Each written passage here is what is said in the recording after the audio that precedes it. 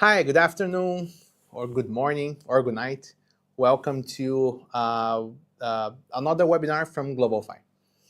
My name is Diego Sampaio. I'm one of the co-founders at Globalfy, a company that we started 10 years ago to help foreign entrepreneurs to register and to manage their company in the US. So we go all from the business formation, accounting, tax, virtual address, a bank application, support, and everything that a foreign entrepreneur needs to set up and to manage a company in the US while living abroad. For the past 10 years, we've helped over 10,000 entrepreneurs from over 100 countries to expand and their business into the American market. This is a series of webinars that we host every month here to deliver free information that will help you towards your dream, right? I have some really special invitees here today with me. So the first one is Eva Sampaio, Eva Palatinsky, my co-founder here at Globalfy. So welcome, Eva. Hey, Diego. Hi, everyone. It's a pleasure to be here. I'm very excited to meet our other guests today and learn a little bit more about one of our customers' journey in the US. I also have here with me Philip, one of our sales specialists. Thank you so much, Diego. Thank you so much, Eva. Hey guys, so it's a huge pleasure to be with you today. I hope that we could bring good insights for you that is willing to do business in the US. Thanks so much, Phil. And Alex, our special guest today. Hello, Diego, Eva, Phil. Good morning. Good afternoon for you. Thanks so much for the invitation to be here today. I hope to share some good experience from the American market with all of you today. Thanks so much, Alex. So, just giving a quick intro about Alex. So, Alex is an entrepreneur from Brazil.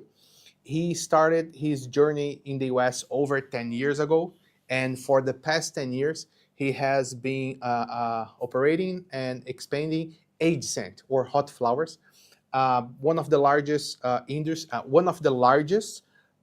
manufacturers of adult goods from Latin America into the process of expanding to the US. Today, we're going to cover a lot of we're going to cover the major steps related to set up the operation, manage the operation from abroad, but also about reaching the market, adapting the product to the market, and finding customers, right? Because it's not just about registering the company, but it's also about succeeding. And Alex is here today with us to help us and to guide us to the process from the day one up to the next steps from his company. There are some really exciting, the company that holds some really exciting plans for the near future. So Alex, I would like to start by asking you to give a brief explanation about why did you start AgeScent in the US? What do you do? A little bit more about Hot Flowers also. Okay, Diego, thanks so much for the opportunity to share some good news. Well, talk about Hot Flowers. Hot Flowers is a Brazilian company. The Hot Flowers has 23 years old, so it's an old company here. I think that is the biggest one for the Brazilian market as well, for maybe the Latin America.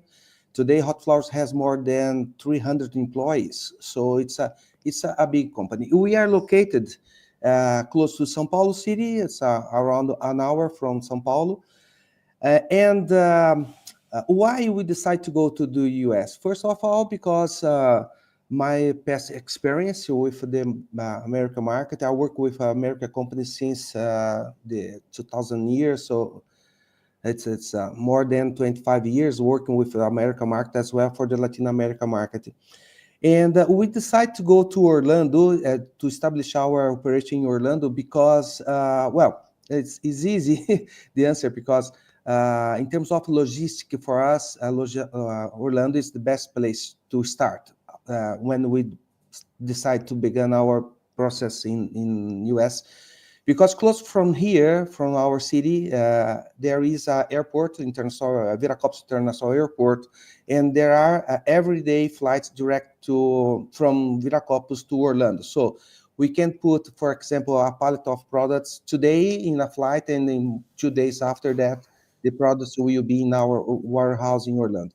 So we decided to go to Orlando, first of all, because the location. And the second point was because we need to find, the idea was to find some companies to be our partner to take care of our operation for the logistics as the bookkeeping as well. And mailing a company that work and speak our language is it's Portuguese, our main language. And when we found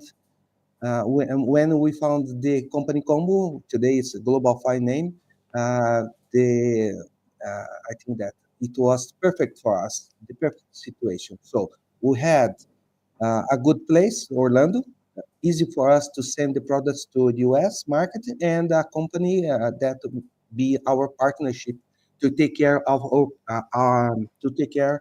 our operation there. So I think that this is why we decide to go to America, Diego. Perfect, Alex. So thank you very much. So yeah, I mean, I think that Alex is the perfect example of our ICP, ideal customer profile. Or I mean, it's like the personification of the more than 10,000 customers that we've worked for the past 10 years. I mean, Alex is an entrepreneur from Brazil. He had a product. He wanted to launch the product in the US. He found a way to make that happen, right? Through a lot of course, challenges in the process, a lot of needs to adapt the product, the sales pitch, but he was able to manage that and to have success and to succeed in the American market, right? So he started the company 9 years ago with the goal to sell their products in the US. At that time, he decided to establish a company. That case was an LLC, right? And the LLC, it's based in Florida, just because the warehouse that they were willing to work with were also based in Florida. But Eva, what is the key reasons that a foreign entrepreneur chooses an LLC instead of a C corporation, for example?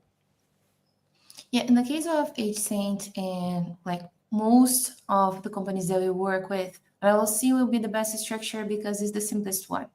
So is the cheapest one to be open, to be maintained, is the structure that doesn't have taxation on the company level. So all the profits will be automatically distributed to the members and it will be taxed on a member on an individual tax return level.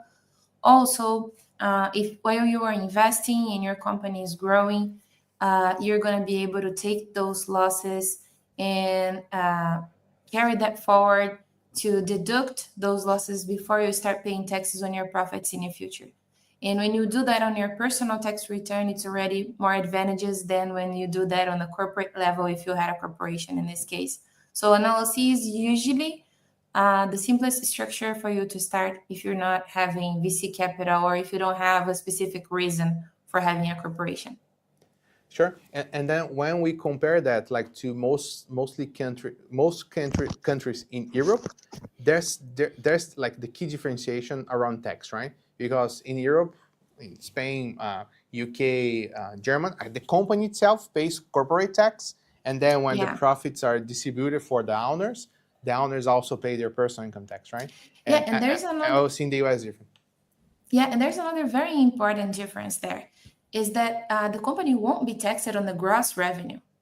You're going to first deduct all the costs of the products or the cost of services that you provide. Then you're going to deduct all the expenses related to your business, and you're going to be taxed only on your profits. So this is a very advantageous way of working because you're not going to start paying taxes unless you are profitable. So during all the time that you're investing in your business, that you're still growing the company, and we all know here that the company usually requires funding to start being positive and being profitable, you're not going to pay taxes until you have those margins or that net income positive. Yeah, and also in some cases, if it's like a 100% digital company, no physical presence in the US, so usually digital or tech companies, depending on the structure that you choose, you may also not even be required to pay taxes in the US. So this means that you are exempt to pay any kind of taxes in the US. There's a lot of articles, there are videos in this channel where we speak specifically about the LLC with only one member and when it doesn't have to pay tax in the US. So I suggest you take a look for those videos after we finish this live. And Phil, you are always in touch with entrepreneurs from Europe and from Asia looking to expand the US, right? So what are like the main states that they are looking to form their companies? And why would they choose, let's say, Wyoming or Florida or Delaware? I'm not sure if it's related to popularity, but it's really common to see people coming from Europe looking after Delaware and Florida. It's really common. Maybe because it's a trend topic, but yeah, they are looking specifically for those states. But sometimes we have e-commerce operations that are looking to work with a specific 3PL, a third-party logistic, and they are going for Florida straight away because they are there physically. So that will avoid nexus, and that's a subject that we will explain furthermore. But basically, those are the most selected states. Perfect. So yeah, nowadays I think that a lot of technology companies are coming from Delaware or Wyoming because of the zero state income tax, and also because of the privacy over the owner's information, right? So when you register a company in Wyoming or in Delaware, the owner's information is not public. It's different than from Florida, where the manager's information is public. All those states, they offer zero state income tax, so it's way different than California with almost 10% state income tax. So I think that those are some of the key points here. But Alex, look, once you register the company, right? I know that you started operating on the B2B. What were like the key strategies that you applied to acquire your first customers in the US? Good question, Diego.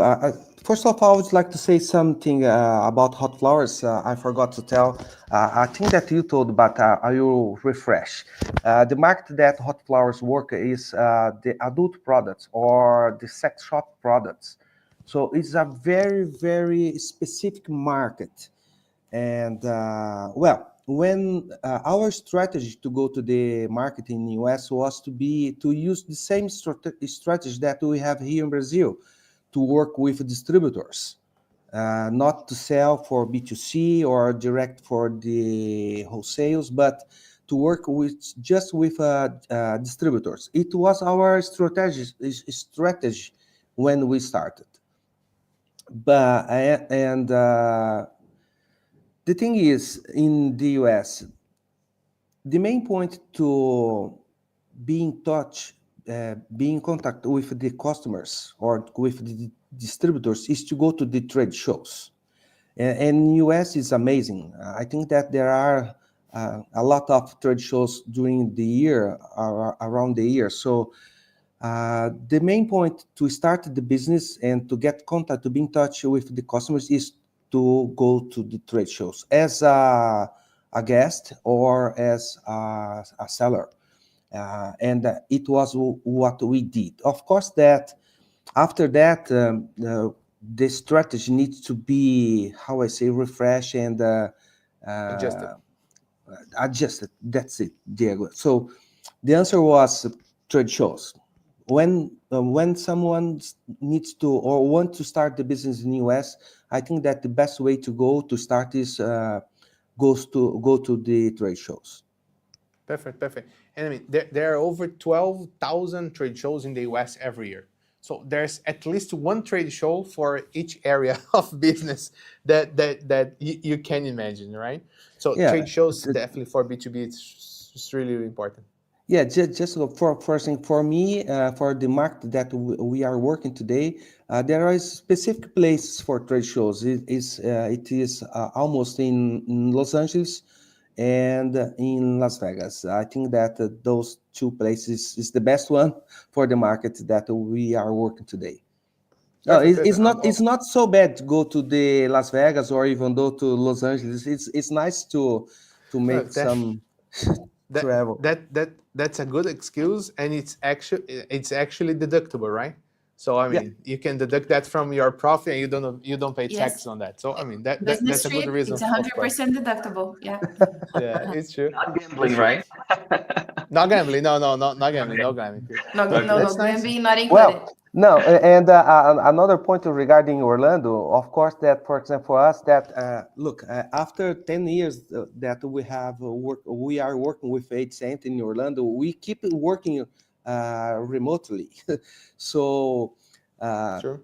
and Orlando is a good place to go to work as well because we have the parks there, so you can make a mix, Okay. even though for vacation and the work too. So think about Orlando. Orlando is not so bad. Make sure to talk to your tax advisor before mixing the leisure trip with the business one. Okay, we have some advice for you. It's true. It's true. So I mean, look. Go ahead, Eva. Go ahead. No, I wanted to ask, as Alexandre was mentioning that he went to different trade shows and participated in different events on his area in the US. What were the adaptations that you needed to do on your branding, on your product when entering the US market? Because we've been with you for the past 9 years. We saw you testing different products and different strategies. But I wanted you to share a little bit with our audience so they can learn from the things that you did right and also from your mistakes. Yeah, Eva, this is another good question because I think that there is a very specific point is cultural about the people that live in US. It's not the same people that live here in Brazil or another country. So, uh, of course, that when we began in US, we tried to sell the same products that we sell, for example, here in Brazil. Yeah, the same size, the same volume.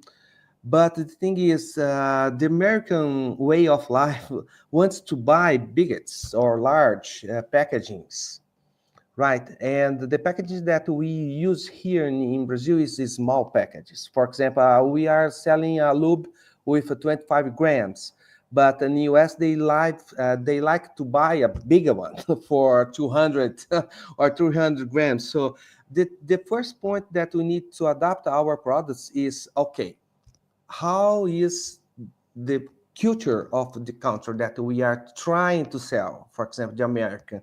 And okay, the culture is to buy a big one. So we need to adapt our package for it. I think that it was the most or the first learning that we had from the American Eva.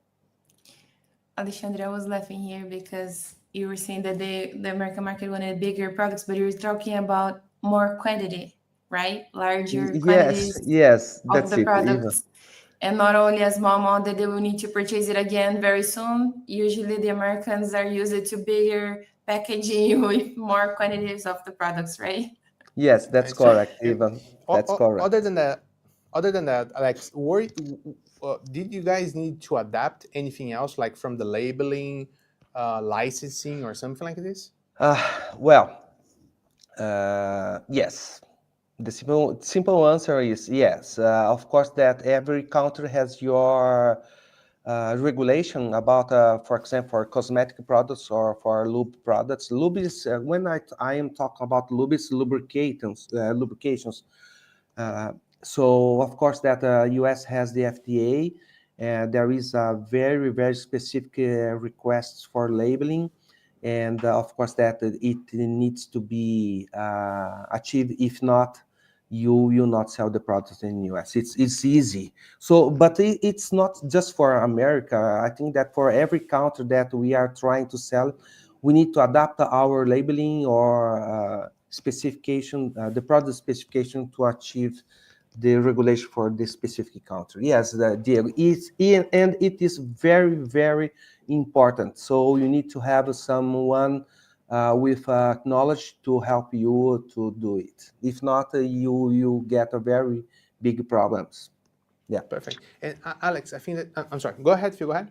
Oh, just a quick remark. Well, although Globalfy scope it's mainly related to accounting and bookkeeping, we have partners that could help you in things that are more peripheral.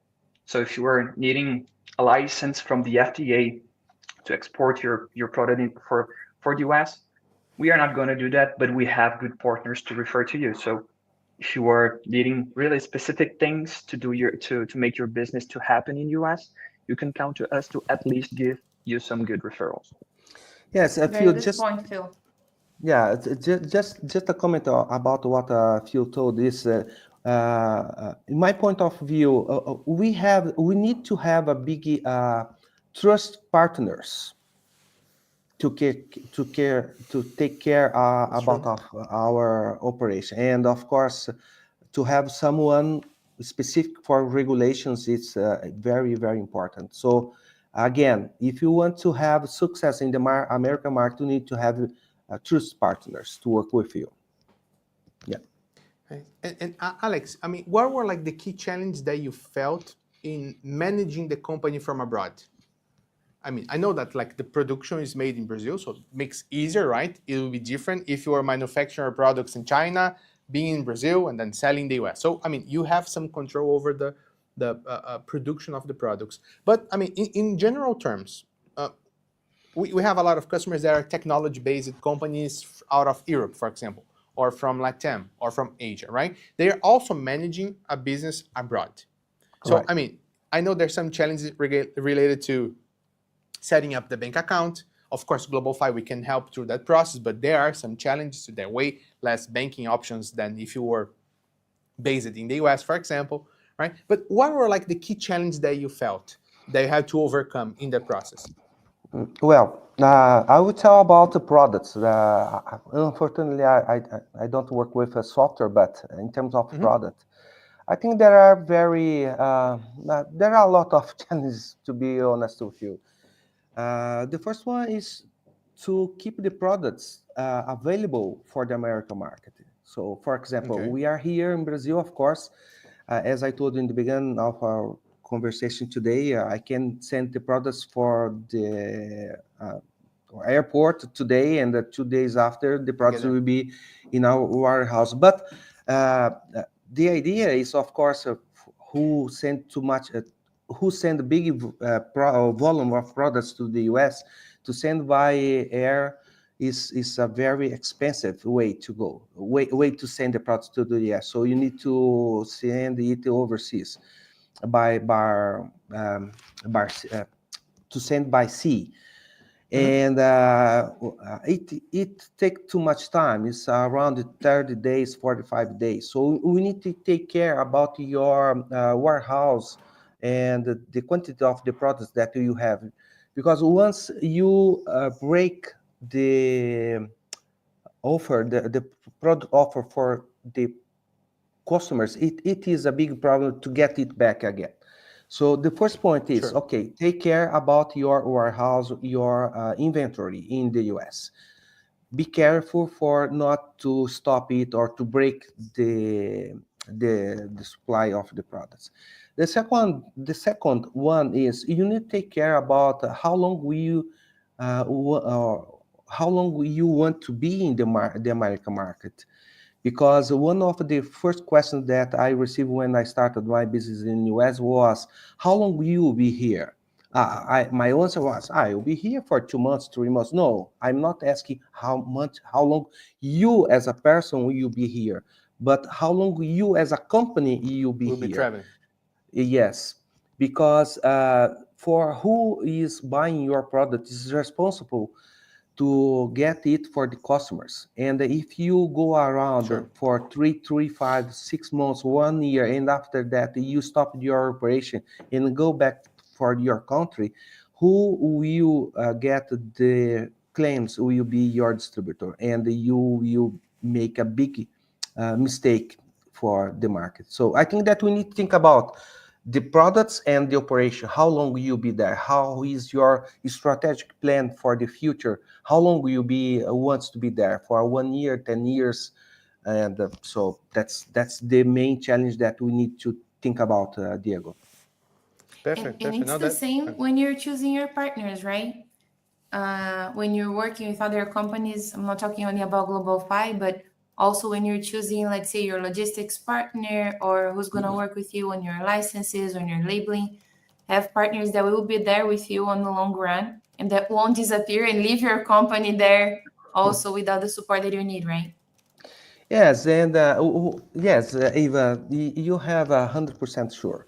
Well, I have a very, I'm peaceful of that, because I have a good partners like Globalfy to take care of my bank account, not sorry, my bookkeeping, and till 2 years ago was take care of my logistics as well.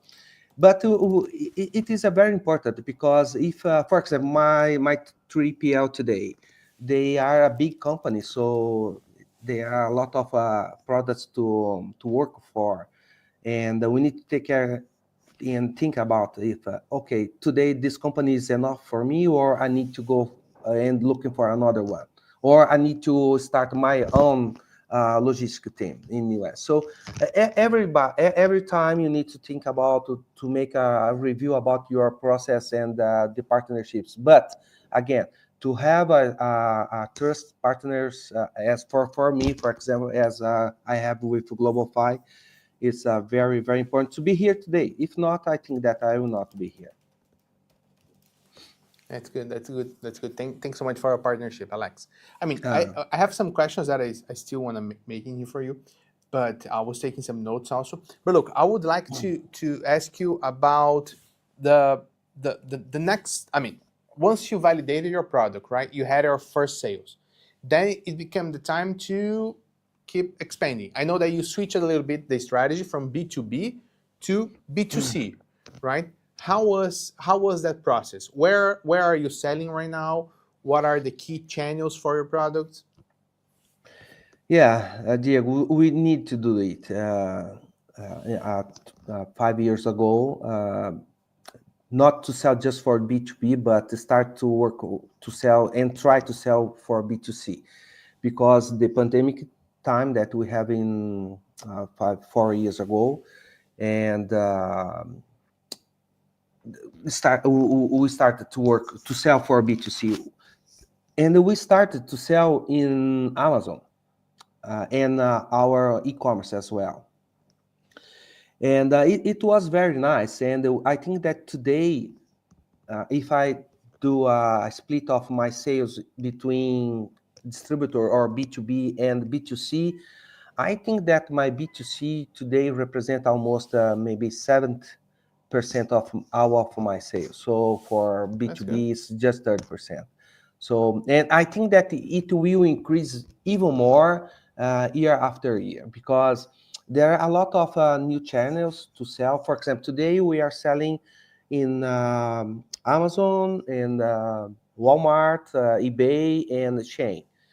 And there are more, maybe 4 or 5 marketplaces that we are trying to begin our sales there. And I think that Amazon is as our storefront store today. So I think that Eva told me another day about this, make this comparison between what a Walmart represent for us, what means for us. And I think that who wants to sell B2C in US need to sell using the marketplace. It's easier, it's a trust place to buy. For example, for me, Amazon make all of the job for logistics or to do customer support. It is, of course, that there is a price to pay to use this kind of service. But just for you to have idea, today is almost 48% of my sales volume keep in Amazon to pay the service from them. But even though it's a very, very good for us. So you said that when you get like the referral fee from Amazon, that is like 15, 18%, plus the logistics fees, it gets to almost 50%, right, of the cost. Yeah, I think that the fee cost today is around 18% for the fee and plus 23% of the logistics. The total deal is around 48%. Okay, perfect. But even though it's a not bad business. It's not bad. Yeah, and as we were discussing the other day, that is a really good way for you to test the market, to understand the market, because Amazon already has the consumers there. So it already has the clients and the audience that you need for your new product. And people already trust Amazon. So although you Yeah. have a new brand and they don't know your brand, they will trust because Amazon is the one selling it, right? Or Walmart or Shein, whatever is the marketplace that you choose for other kind of products. There are other marketplace by niche for different niches of products. But you can count on that trust. And then you can even test and have good or bad reviews and have that feedback. And maybe you can even improve your product with those feedbacks that you gather there, right? Yeah. Well, even some points, important points. For example, of course, that to sell is not so easy. We need to think about, okay, Amazon is easy to buy, right? To buy, I think that in 4 or 5 steps, you buy what do you want to buy. It's easier to buy. But to sell is not so easy. You need to have some kind of knowledge to sell. For example, Sure. me, I will talk about my person. I every years I went to the Amazon Accelerate program in Seattle. I have been there for the last 2 years. Again, in September now, I am going again to Seattle to participate in this event. And of course, that the technology, the Amazon technology, is keeping being updated every day. So we need to be very have attention regarding the new technology that Amazon offer for the customer, for the sellers, not the customers. Sellers is who sell in Amazon's is named seller, right?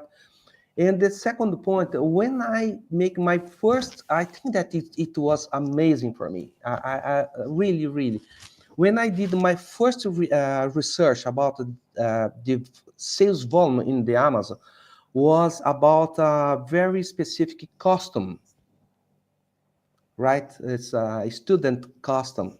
Hmm? And I put, let me see how many units of this kind of products is selling every month.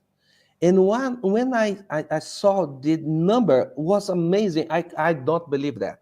It's around 10,000 units per month just for one kind of customer.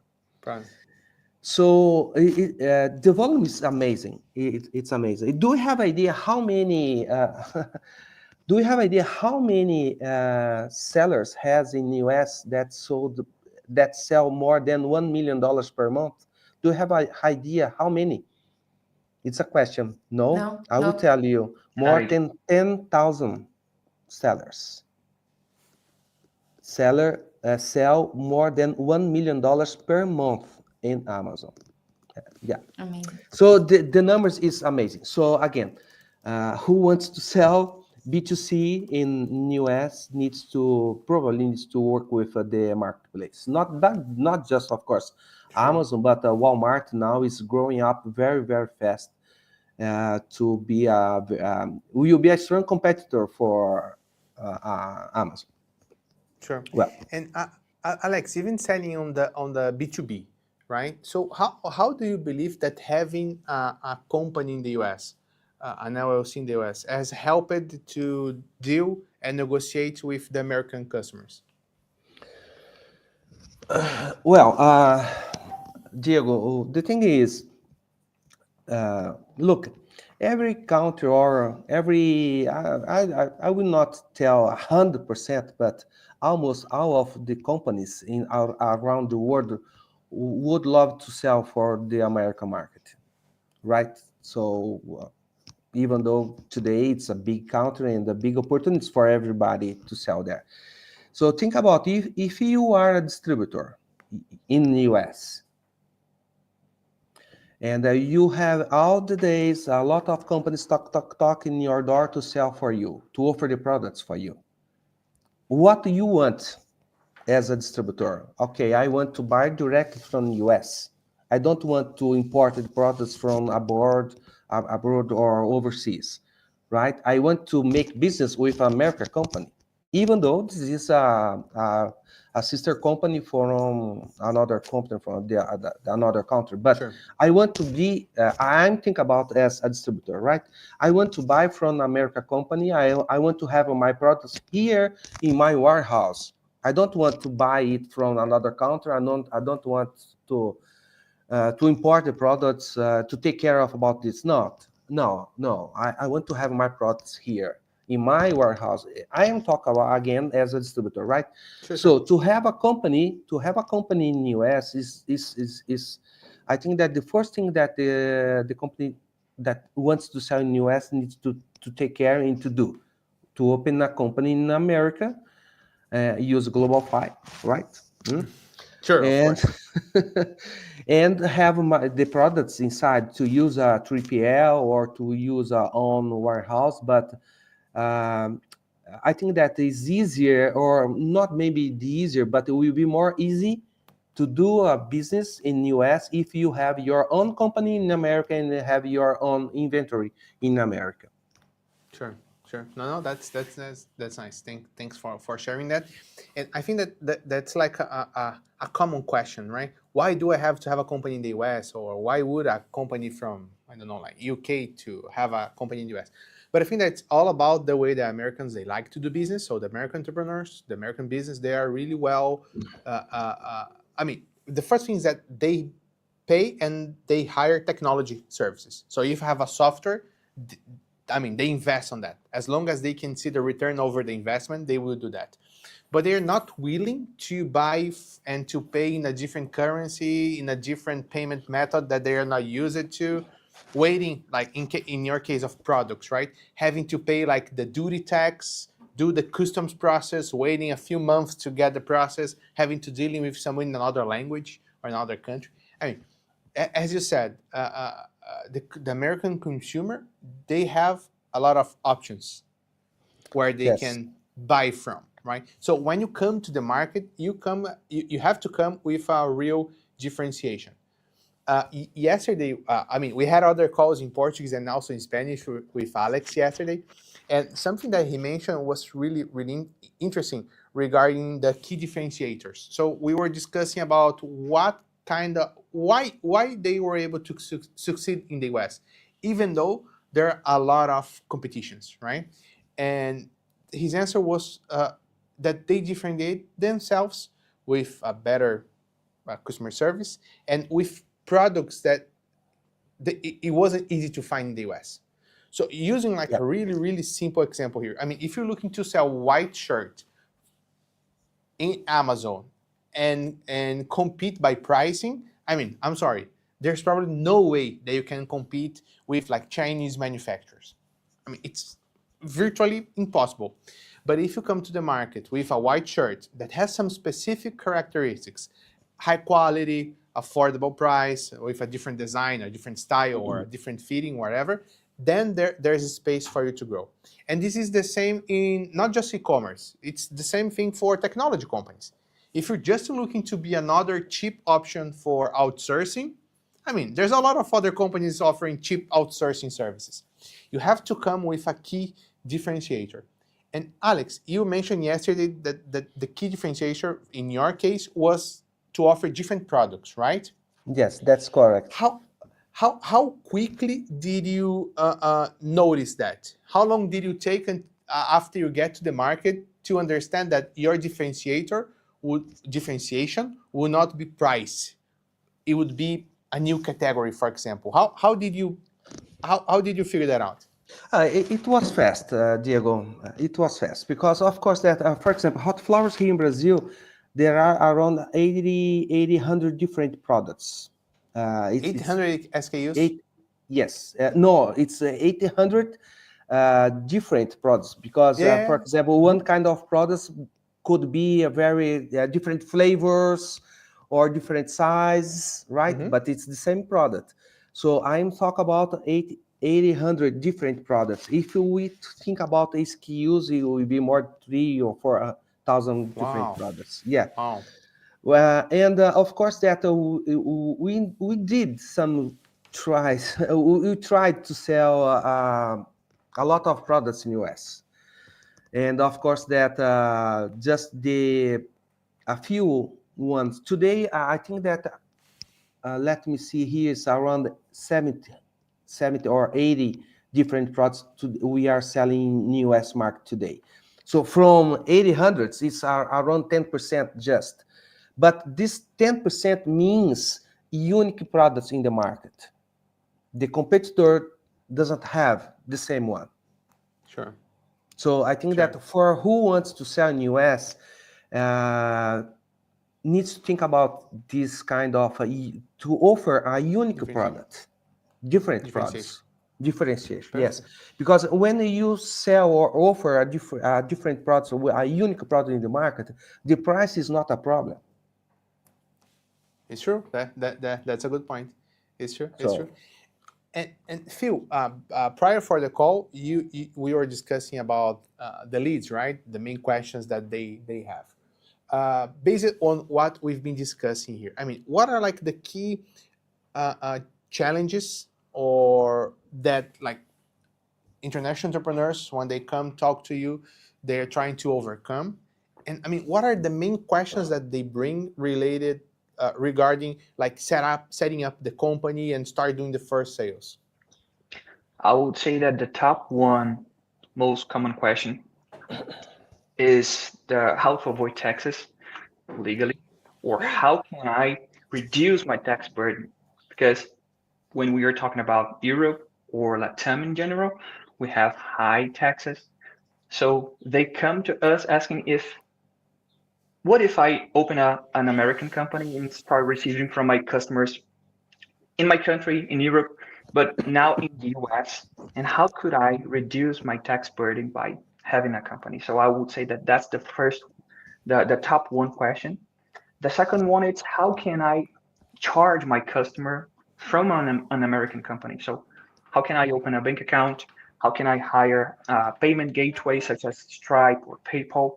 Can I use those American gateways? And how to offer my products and building a new website? So it's all about having a good tax advisory and having your platform prepared for your customers to hire from abroad, not only from the US.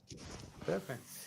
Those are two good questions. Look, I would like to answer one. And Eva, would you mind then asking about the tax part? So let me just bring here Alex to talk about the payment methods, right? Alex, how does your B2B clients pay you? How do they pay you? I'm sorry. No, don't make this question, please. No, I no, I don't want to answer your question. They pay by check, right? By check, yes, it's amazing. Yeah, they're gonna mail a check. No, it's a believer. I think that some. Okay, I will not make comments about this. Okay. Yeah, When we're talking about the US and you talk about all the technology and you were just mentioning Amazon, everything AI first, everything very, very, very advanced if compared to the rest of the world. And then your client is mailing a paper check to you in an envelope, and you gotta open the envelope, get the check, go to the bank, deposit the check. So yeah, some old school businesses, they are still using check like full force today. Yeah, yeah, no.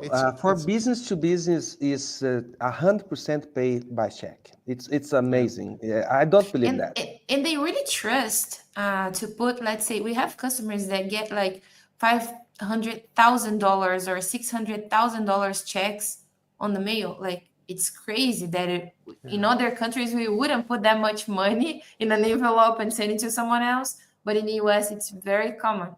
Yeah. So it's really interesting. I mean, once you have an American entity and you have your American bank account, let's say through Mercury or Lily, those are two partner banks that we have, you're gonna have access to debit cards. So I mean, you can use debit cards to pay for your services. You also have the option to receive payments by wire, like online banking transfer, ACH. There's another kind of online banking transfer. You can send checks or deposit checks out through the platform. So I mean, you can also get paid by check if that's the case. But you also can set up a payment processor such as Stripe to receive payments by credit card. By PayPal, if you want to receive payments by PayPal, you also have to have an ITIN. That is like the equivalent for like a personal income tax, a personal tax identification number. From each country has a different document, right? But it's a personal one. So on top of the business one, that is the EIN, right? To be able to open an account on PayPal, you're going to also need an ITIN. But I mean, you can get paid by credit cards, mail checks, wires, and so on. So there's different options. And in Niva, related to tax, I mean, as I said before, we have a lot of videos here in the YouTube channel talking specifically about taxation, right?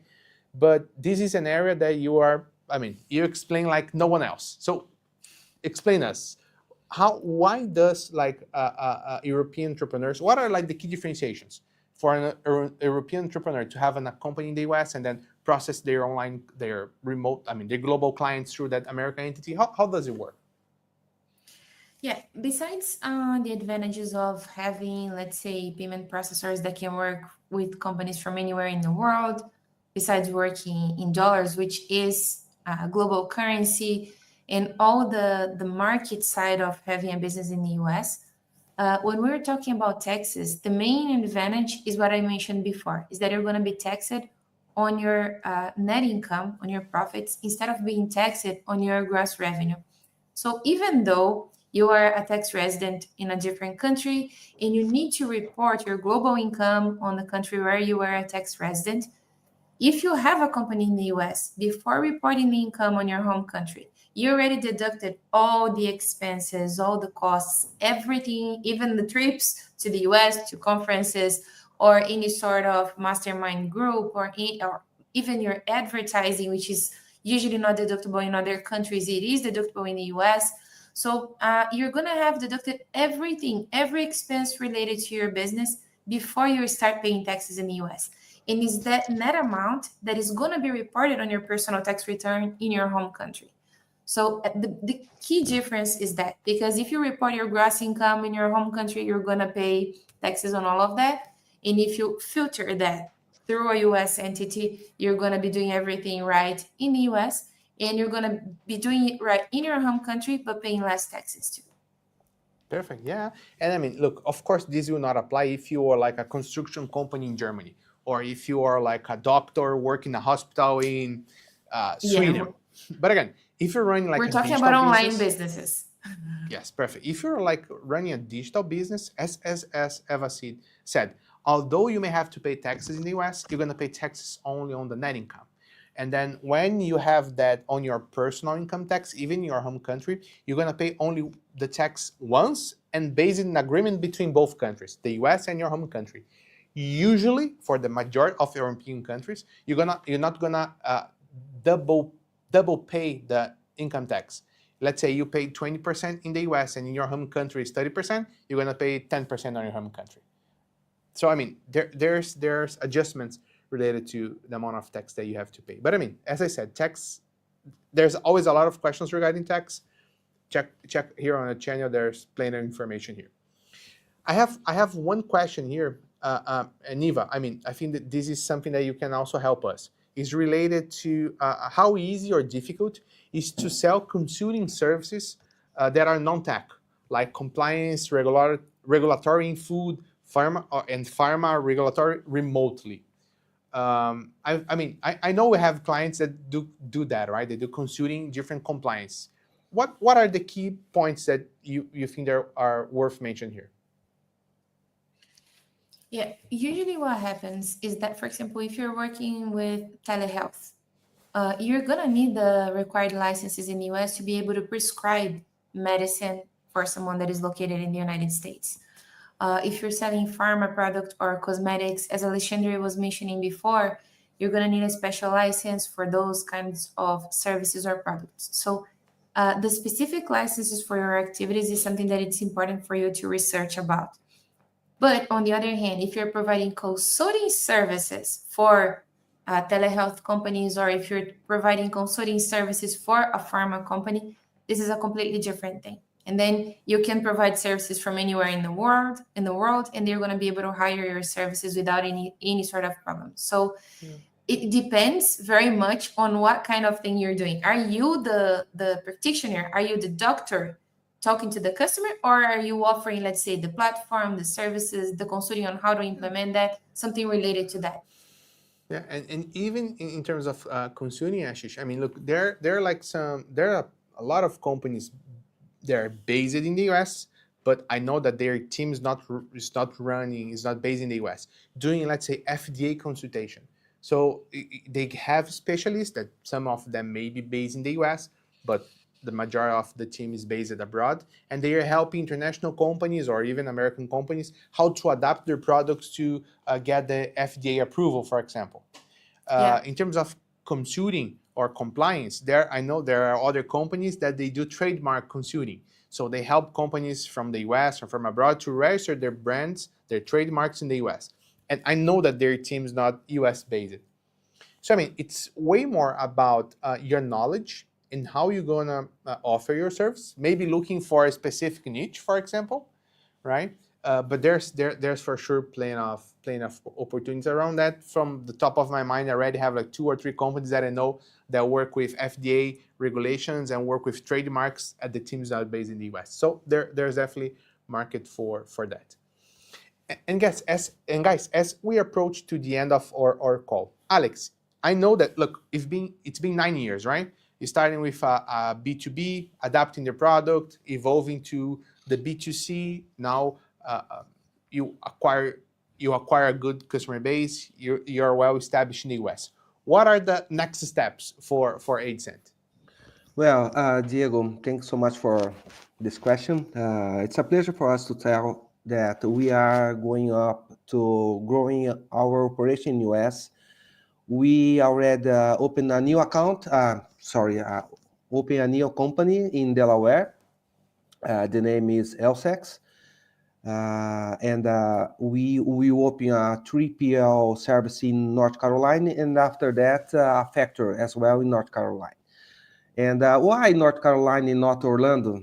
If you are in Orlando already, and we decided to go to North Carolina because the location in the U.S. country. I think that after 9 years, I don't want to go to the park again.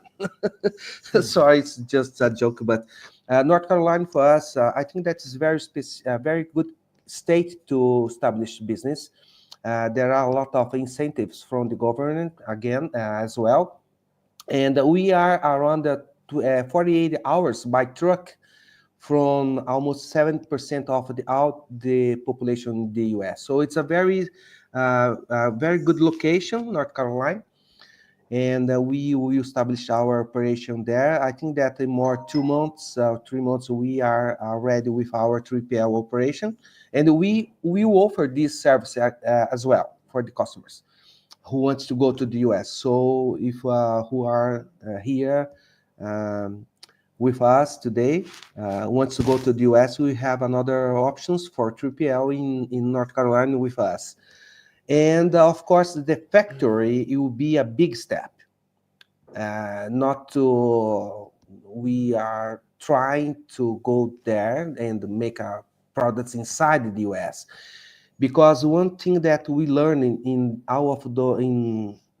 those past years, is when we put a made in US in the label, it represents too much for who are buying the products. And we want to do it now. Will be our next step. So that's Perfect. it.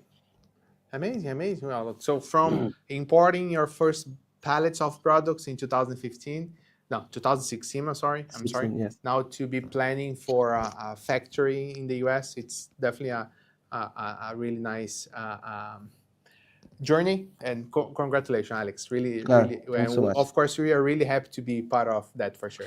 Yeah, you are a partner of that. Yeah, it's as I told today. If Globalfy does not want, if we didn't have this partnership with Globalfy, I think that we will not be here today. So our success is part of our partnership with Globalfy. 100% sure about that. That's nice. Well, really happy to hear that, Alex. And I mean, look, Yeah. we're Globalfy celebrating 10 years now in August, right? And actually, the story of Globalfy can be described as the story and the success case from our clients. Without our clients trusting us, without helping them build their business, we would not be here after 10 years for sure.